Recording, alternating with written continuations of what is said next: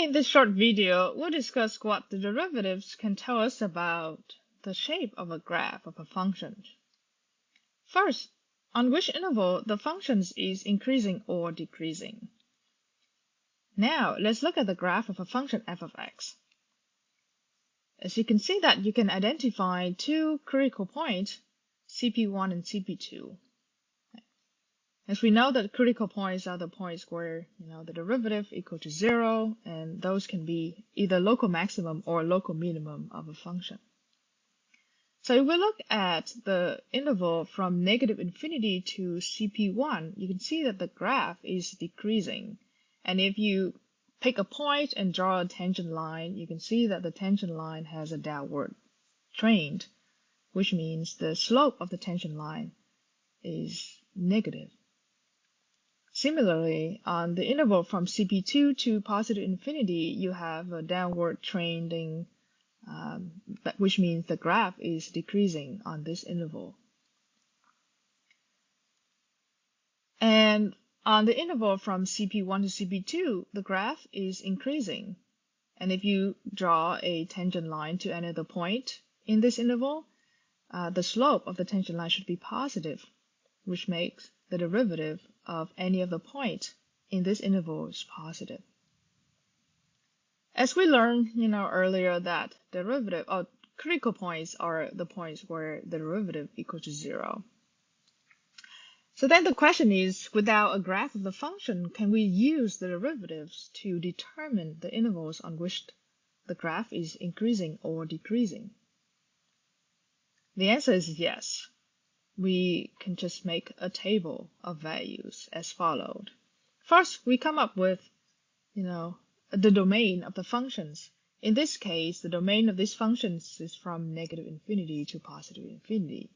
Then on this domain, you plot the two critical points on this domain from smaller to larger points, right?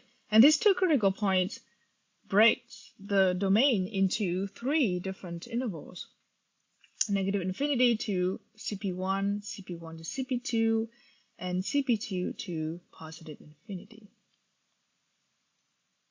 All right. And then on each of the intervals, we pick a test point of any point on each of the interval. I pick A, B, and C. So the next step is we evaluate each of the test points with using the derivative functions f prime of A. In this case, f prime of A is negative. I don't care about the values of f prime of A. I just care about the sign of f prime of A. I know it's negative if you plug A into the derivative functions. F prime of B is positive, and f prime of C is negative. And since f prime of A is negative, we know that the function is decreasing on this interval. F prime of B is positive. We can conclude that the function is increasing on this interval. And similarly, f prime of C is negative, which means the function is decreasing on this interval. So then from this table, we can conclude that f of x increases on the interval from critical point 1 to critical point 2.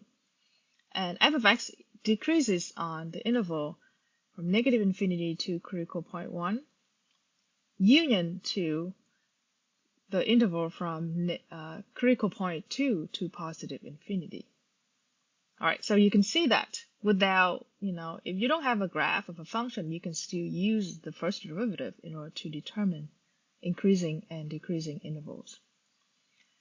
Well, the next question is, okay, we know we can identify two critical points, but with these pieces of information, can we identify whether a critical point is a local minimum or a local maximum? The answer is yes. So if a function is decreasing and increasing over a critical point, then that critical point is a local minimum. So in this case, CP1 is a local minimum. And similarly, if a function is increasing and decreasing over a critical point, then that critical point is a local maximum. And using this information of increasing and decreasing intervals to identify whether a critical point is a local maximum or a local minimum is a method which is called the first derivative test. So if you ask to use the first derivative test to identify local minimum and local maximums, you can use these steps to do that. First, find the critical point. Second, come up with a table. Third, finding the trend, right? Increasing and decreasing trend of the graph over critical points.